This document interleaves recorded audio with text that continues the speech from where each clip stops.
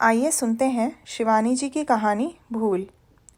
कलकत्ता की भड़कीली सड़कों को चीरती गिरीश की कार तिवारी मैंशन के द्वार पर खड़ी हुई और वो सहम गया। स्टेट्स के स्काई स्क्रेपर्स देखने की अभ्यस्त तरुण इंजीनियर की आंखें भी क्षण भर को चौंधी आ गईं। संगमरमर के दो विशाल हाथी अपनी भव्य सूंडों में गृहस्वामी के नाम से अंकित पाटी को थामे थे। चौकोर टुकड़ों पर खुदा था श्री कृष्णचंद्र तिवारी। अचानक गिरीश को अपनी अल्पज्ञता का आभास हुआ। क्यों वो अपने पिता के कहने में बहक गया? किसी होटल में भी तो रहने की व्यवस्था हो सकती थी।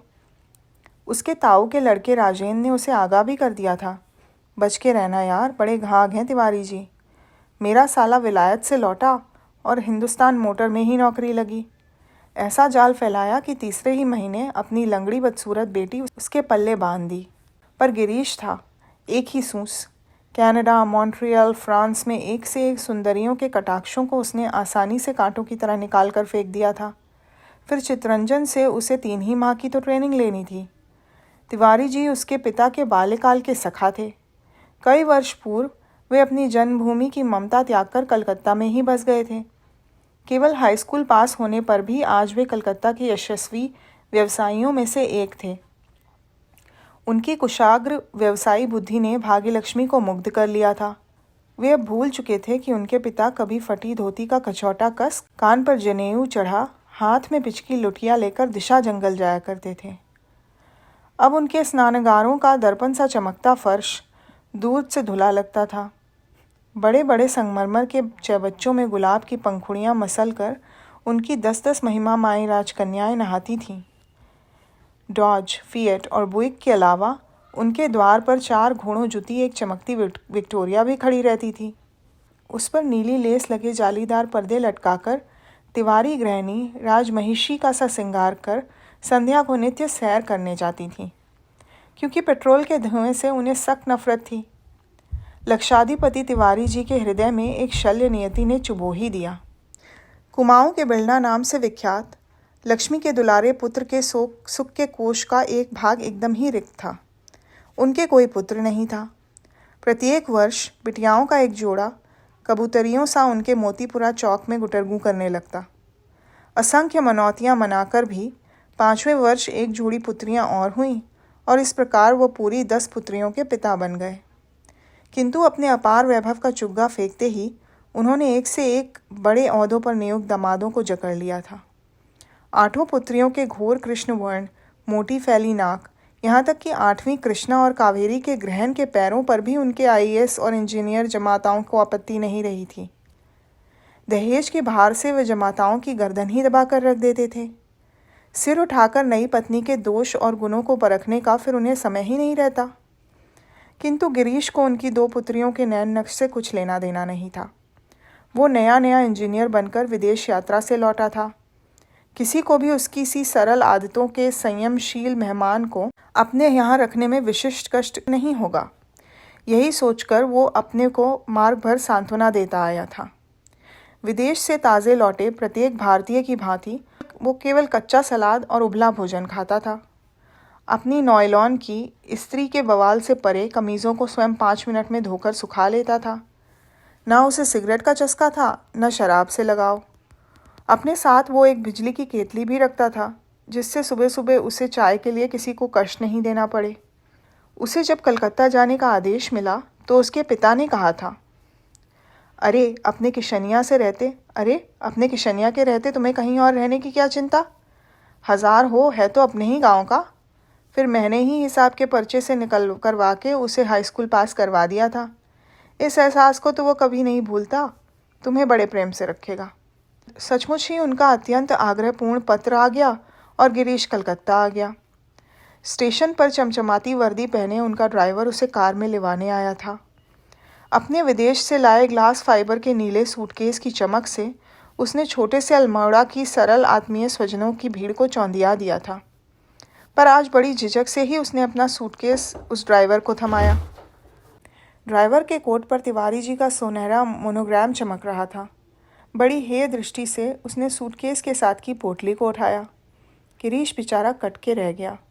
सूटकेस 350 का था और बड़े से बड़ा कला पारखी भी उसमें कोई दोष नहीं निकाल सकता था।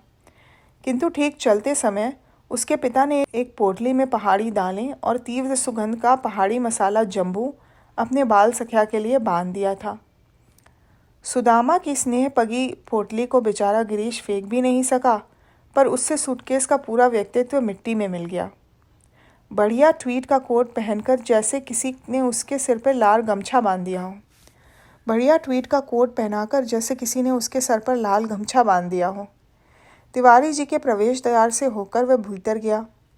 एक माली मेहंदी की बाड़ को पानी से तैर रहा था और भीगी मेहंदी की खुशबू से पूरी कोठी सुवासित हो रही थी। लंबी गैलरी से लेकर दीवान खान के कमरे तक दीवारों की शोभा देखते ही बनती थी। लगता था किसी आधुनिक कला प्रदर्शनी का एक सजा सजाया कक्ष हो। कहीं कहीं पर सिर कटी नारी की आधुनिक क्यूबिज्म में ढली मूर्ति खड़ी थी। कहीं पिकासो के वृद्ध चित्र थे और कहीं नागफनी के कटेले पौधों को ग्वालियर के गमलों में सजाकर बिखेर दिया गया था। बड़ी लंबी दूरी पार कर उसे एक गोल कमरे में बिठाकर ड्राइवर बोला, आप बैठिए, मैं रानी जी को बुलाता हूँ। ओह रानी जी। बेचारा गिरीश पूरी तरह सहम गया। सुदामा पोटली को सूटकेस की आड़ में छुपाकर उसने इधर उधर देखा। कालीनों के सौफियाने रंग से मेल खाते भारी भारी पर्दे थे। वायलिन के आकार के सोफे थे और हर रंग की रेशमी गद्दियों के रंगों की भीड़ में देखने वाला डूब कर रह जाता था। आओ बेटा। अरे अरे, पैर क्यों छूते हो? अब कौन ये सब मानता है? तुम्हारे चाचा आज चैम्बर ऑफ कॉमर्स की मीटिंग में गए हैं, आते ही होंगे। शहद की चाशनी में डूबे स्वर की मिठास ने गिरीश को बांध लिया। आओ बेटा, तुम्हारे लिए मैंने चाय तुम्हारे ही कमरे में मंगवा ली है, वहीं चलें। कई कमरों को पार कर वे उसे एक गोल कमरे में ले गईं। स्वच्छ कमरे में एक पलंग बिछा था और छोटी मेज पर ट्रे धरी थी। बैठो बेटा, मैं चाय बनाती हूँ, कहकर वो अपने गोल गोल हाथों से चाय बनाने लगी। आह, कितनी खुशी होती है अपने देश का कोई पंछी भी दिख जाए तो। 30 साल से इस मरी कलकतिया में ऐसे फंसे हैं कि पहाड़ों को देखने को आंखें तरस गईं। क्यों बेटा, अब तो बदल गया है पहाड़? जी हाँ, गिरीश ने कहा, थोड़ा बहुत बदला ही है। हाँ, सो तो है ही। हम कितना भी बदलें, कहलाएंगे तो पहाड़ी ही। क्या करूं बेटा, हमें तो अब भी अपनी भाषा आवे है, पर इन छोरियों को ना आवे हैं पहाड़ी मुल्क के रीति रिवाज। मरी एकदम बंगालिने बन गई हैं। इसी से जब पहाड़ में ब्याह होता है तो मरियों की देह 4 ही महीने में सूख के सूंठ बन जावे है। सब तो पार लग गई, अब तिप्पी दिप्पी का ही आखिरी जोड़ा बचा है। तिवारी जी की पत्नी ने ऐसे लहजे में कहा जैसे जूते की किसी नामी दुकान का चतुर सेल्समैन अपनी दामी जूतियों की अंतिम जोड़ी दिखाकर कह रहा हो कि खरीद लो, नहीं तो ये भी बिक जाएंगी। ये मेरी चौथी जोड़ी लड़कियों की स्टडी थी बेटा। एक लंबी सांस खींचकर उन्होंने गिरीश के कमरे को देखकर कहा, ये कृष्णा की बनाई कश्मीर की उर्वशी की पेंटिंग देख रहे हो ना? तरुण कलाकार संघ के दल को लेकर रूस भी गई थी मेरी किस्ना। और ये रहा कावेरी का तानपुरा। कैसे शौक से गाना सिखाया था, सब मिट्टी हो गया। एक का ब्याह हुआ अल्मोड़ा, दूसरी का रानीखेत। निगोड़े कुमैयों के बीच बड़ी मंगोड़ी तोड़ने में ही पक्की पहाड़ियाँ बन गईं। लो, तुम्हारे चाचा जी भी आ गए। कार रुकी और गिरीश के तटस्थ होने से पूर्व ही तिवारी जी स्वयं उसके कमरे में घुस गए। आ गए बेटा, मैं तुम्हें लाखों की भीड़ में भी पहचान लेता। हूबहू अपने पिता का नक्शा है, कहकर उन्होंने गिरीश को बाहों में भर लिया। चलो पहले खाना खा लें, 1 बज गया है, कहकर वो उसे खाने के कमरे की ओर ऐसी आत्मीयता से गलबहियाँ देकर ले चले जैसे पुराने हमउम्र साथी हों। मेज़ पर बड़े बड़े चांदी के थालों में फूली फूली पूड़ी कचौड़ियों के बीच चमकती कटोरियों से व्यंजन की मदमस्त सुगंध उठ रही है। तिवारी जी की पत्नी की रसीली बातों का क्रम चलता जा रहा था। ये अचार लो बेटा, मेरी किस्ना ने डाला था, वो पापड़ मारवाड़ी रिलीफ सोसाइटी से बनवाए हैं।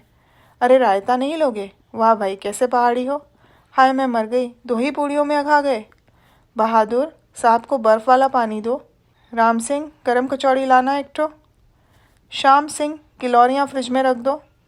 तिवारी दंपत्ति के स्नेह और स्वादिष्ट व्यंजनों की बाढ़ में गिरीश डुबकियाँ खाने लगा। तिवारी जी का आतिथ्य नहीं, बाबर की कुशल तिलग्मा रणनीति थी। चारों ओर से निरीह इंजीनियर को घेरकर उन्होंने अंतिम बारूद का गोला फेंका। आओ तिप्पी दिप्पी, ये है मेरी सबसे छोटी पुत्रियाँ और ये है मेरे एक बहुत ही प्यारे दोस्त का बहुत ही प्यारा बेटा। हाथ का ग्रास छोड़कर गिरीश विनयपूर्वक अभ्यर्थना के लिए उठने लगा तो तिवारी जी ने हाथ खींचकर बिठा दिया। डोंट बी फॉर्मल, घर में कैसा तकल्लुफ़। दिप्पी दिप्पी यहीं बैठ जाओ बेटी, कहकर उन्होंने गिरीश के सामने ही दोनों को बिठा दिया। एक बार ही देखा गिरीश ने, ऐसा सुघड़ नयनक्ष पहाड़ में कम ही दिखता है। गौरवर्ण तो कुमाऊँवासियों का जन्मसिद्ध अधिकार है, किंतु बड़ी बड़ी कटावदार आँखें, पतली सुघड़ नासिका के नीचे फड़कते अधर, प्रत्यंचा सी भवों में कामदेव का धनु ही साकार हो उठा था। सबसे अधिक आश्चर्य कि दोनों की हंसी की छटा भी एकदम एक सी ही थी। एक ही रंग की गुलाबी साड़ी में दोनों से ऐसी लगी जैसे खिलते गुलाब की दो एक सी पंखुड़ियाँ हों। नाम था तृप्ति और दीप्ति। इन्हें इनके माता पिता भी कैसे पहचानते होंगे, वो सोच रहा था। धीरे धीरे स्वयं ही उसकी समझ में आ गया। दिप्पी दिप्पी के अभिन्न व्यक्तित्व में भी विधाता ने हल्की सी पहचान बना दी थी। दोनों की पलकें रेशमी और नुकीली थीं। दोनों के प्रशस्त ललाट की गठन एक थी। गोल ठुड्डी की बनावट में भी आश्चर्यजनक साम्य था, किंतु एक की ठुड्डी पर एक हल्का सा काला तिल था और वो थी दिप्पी। एक पहचान और थी, दिप्पी एक मिनट भी स्थिर होकर नहीं बैठ सकती थी। कभी वो लपक कर फिर से फूलदान ही लगाने बैठ जाती, कभी सुपारी की तश्तरी से झपट्टा मारकर मुट्ठी भर सौंफी फाँक लेती। दिप्पी थी चुपचाप। उसका अलस सौंदर्य एक सुनहरे चौखट में मढ़े सुंदर चित्र की भांति निर्जीव था। उसकी लंबी लंबी उंगलियां प्रायः उसकी लटों से खेलती और किसी दार्शनिक सी रहस्यमयी डूबी निगाहों से वो कभी खिड़की से देखती रहती, कभी अलसाई पालतू बिल्ली सी सोफे पर पड़ी पुस्तकें ही पढ़ती रहती। गिरीश को आए 1 महीना बीत चुका था, पर कभी वे उन दोनों जुड़वा बहनों के एक से व्यक्तित्व की भूल भुलैया में भटक कर रह जाता, कभी घबराकर तिप्पी कह देता और वो लज्जा से लाल पड़ जाती। इसी लाली से वो उसे पहचान लेता। मुखरा दिप्पी आकरन ही कभी उसे कॉफ़ी देने के बहाने, कभी अखबार लेने उसके कमरे में आ जाती, किंतु तिप्पी आंचल बचाकर उससे ऐसे बच कर छिटक जाती जैसे उनके गृह में आया हुआ वो पाहुना विष का बुझा तीर हो। उसका यही लाज भीना सौंदर्य न जाने कब गिरीश को बांध गया। एक दिन जाने कैसे उससे सदा कन्नी काट जाने वाली तिप्पी ही कॉफ़ी का प्याला लेकर उसके कमरे में आ खड़ी हुई। फागुन का महीना था। हवा के हर झोंके में अबीर और गुलाल की रंगीनी थी। गिरीश ने देखा, तिप्पी की सलज्ज दृष्टि में प्रेम का दिव्य प्रकाश था, जैसे कह रही हो, मैं सदा से तुम्हारी हूँ, तुम्हारी ही रहूँगी। प्याला थामकर गिरीश ने उसकी मृणाल बाहुओं को घेर लिया। पत्ते सी कांपती वो क्षण भर को उसकी बाहों में सिमटकर खो गई, फिर एक झटके से हाथ छुड़ाकर तीर सी चिटक गई। उसके सिवा से जूड़े का स्पर्श कमरे को घेर कर रह गया। रात को खाने की मेज़ पर उसे देखते ही तिप्पी का चेहरा बीर बहुटी बन गया और सबकी दृष्टि बचाकर उसने गिरीश को सलज्ज दृष्टि से देखकर फिर अपना सिर झुका लिया। एक दिन उठते ही चाची ने कहा, निगोड़ी दोनों को खसरा निकल आया है। इनका बचपन से यही हाल रहा, एक बीमार पड़ी तो दूसरे ने भी खाट पकड़ी। 15 दिन बाद दोनों को खाने की मेज़ पर देखकर गिरीश अवाक रह गया। किसी के चेहरे पर भी तिल नहीं था। देखो तो माया भगवान की बेटा, ठुड्डी का तिल भी खसरे ने साफ कर दिया। अब मरियों का कन्यादान भी देखभाल कर करना होगा। अब तू ही तो पहचान कौन है तिप्पी और कौन है दिप्पी। गिरीश ने आंखें उठाईं और एक चेहरा लाल पड़कर रह गया। ये तो है तिप्पी। लाल चेहरे की ओर देखकर वो बोला, वाह बेटा, खूब पहचाना, ये तो दिप्पी है। वो हंसकर बोली, पर गिरीश सोच में पड़ गया। उसे देखकर तो तिप्पी ही लाल पड़ती थी। और एक दिन वो इससे भी बड़ी भूल कर बैठा। तिवारी परिवार के रसीले आत्मीय वातावरण में सुदीर्घ 3 माह दिन की तेज़ी से बीत गए। बड़े अनमने चित्त से वो सामान बांध रहा था। शाम की गाड़ी से उसे दुर्गापुर की नई नियुक्ति पर जाना था। ओहो, सामान बन भी गया। बड़ी आत्मीयता से तिवारी जी ने उसके कंधे पर हाथ रखा। देखो बेटा, तुमसे कुछ कहने आया हूँ। तुम्हारे पिता का मेरे पास एक पत्र आया है। अब तुमसे क्या छुपाऊँ। मैंने ही उन्हें एक पत्र लिखा था कि यदि उन्हें आपत्ति ना हो तो उनके इस अनमोल हीरे को मैं चुराकर गांठ में बांध लूँ। फिर अपनी रसिकता से वह स्वयं ही हो करके हंस उठे। तरुण इंजीनियर का हृदय धक धक करने लगा। मेरी 2 पुत्रियां हैं, तृप्ति और दीप्ति। तुम आज जा रहे हो। तुम्हारी चाची ने आज कुछ लोगों को चाय पर बुला लिया है। उसी घरेलू चाय पानी के बीच आज शुभ उत्सव का श्री गणेश कर लेंगे। यह अंगूठी भी तुम्हारे पिता ने भेज दी है। जिसे चाहो आज अंगूठी तुम्हें पहनानी ही होगी। अच्छा तैयार तो हो गए हो, चलो ड्राइंग रूम में ही बैठें। प्राय घसीट कर ही तिवारी जी उसे ले गए। फिर पलक मारते ही सब कुछ हो गया। श्री और श्रीमती फुरशेट जी टाटा थे। विशाल ले को चमकती शेरवानी की परिधि में घेरे गोयनका थे और भी न जाने कितने लोग बड़ी उत्सुकता से उसे देख रहे थे। दोनों बहनें सर झुकाए एक ही सोफे पर बैठी थीं। बीच में सांस रोके चाची थी, जैसे उन्हें भय हो रहा था कि कहीं उनके बोलने से भी उनकी पुत्रियों के आधुनिक स्वयंवर की मौलिकता नष्ट न हो जाए। एक बार विवश दृष्टि से गिरीश ने देखा। दमयंती के स्वयंवर में खड़े देवताओं की छलना से भी अधिक दुरूह ये कैसी भयंकर छलना थी। कितना पागल था वो। तिवारी जी से समय भी मांग सकता था। चाची से कह तो सकता था कि वो तिप्पी को स्वयं ही अंगूठी पहना दें, किंतु कहते हैं कि मनुष्य के जन्म से पूर्व ही उसके जन्म मरण और विवाह का लेखा बन जाता है। दुर्भाग्य से गिरीश के जीवन के लेखे में भूल से तिप्पी का ही नाम लिख गया था। न जाने कब उसने एक अंगूठी पहना दी। कहती थी ना मैं आपसे। इतनी देर तक चाची की वाणी का बंधा संयम टूट गया। यहाँ मेरी दिप्पी का ही होगा। तिप्पी तो मेरी विलायत जाएगी पढ़ने। गिरीश स्तब्ध होकर बैठा ही रह गया। सदा उसे देखते ही गुलाबी पड़ जाने वाला चेहरा एकदम सफ़ेद था। लोग उसे बधाइयाँ दे रहे थे। फ्लैश के कैमरे फटाफट तस्वीरें खींच रहे थे, किंतु उसे उस सांझ की याद आ रही थी जब सहसा यौवन की आनंदमयी तरंगों से उसका तरुण हृदय क्षणभर को आंदोलित हो उठा और कमरे में अस्पष्ट आलोक में भी उसने एक सलोने चेहरे के तिल को पहचान लिया था। आज विधाता ने वही पहचान छीनकर उससे एक ऐसा परिहास कर डाला। तीसरे ही महीने बड़ी धूमधाम से उसका विवाह हुआ।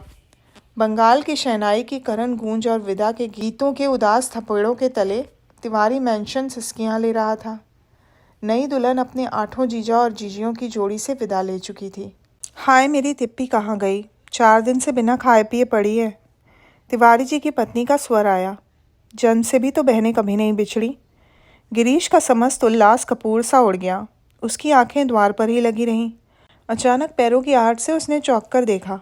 सूजी आंखें और उलझी बिखेरी लटें बिखरे तिप्पी न जाने कब बहन के पास आकर खड़ी हो गई थी। अरे ये माथे पर घाव कैसे हो गया? गिरीश ने देखते ही कहा। सचमुच भव्य ललाट के निर्दोष गढ़न में एक तिरछे घाव का निशान था। पिछले महीने रिक्शा से गिर गई थी। मरी तिल गया तो भगवान ने दूसरी पहचान बना दी। अब इस पहचान का क्या होगा? एक तो जा रही है। कहकर तिवारी जी की पत्नी विदा होती कन्या को देखकर फिर सिसकने लगी। सब सिसक रहे थे। केवल तिप्पी ही प्रस्तर मूर्ति सी अचल खड़ी थी। काश ये घाव पहले बना दिया होता, सोच रहा था गिरीश। अलौकिक तेज और सौंदर्य की कांति से दीप तिप्पी ने एक बार भी दृष्टि नहीं उठाई। बोझिल रेशमी पलकों की चिलमन उठाकर गिरीश देख नहीं सका। न जाने उन बड़ी बड़ी आँखों में उपालंब था या क्षमा। तो ये थी शिवानी जी की कहानी भूल। आशा है आपको अच्छी लगी होगी। सुनने के लिए धन्यवाद।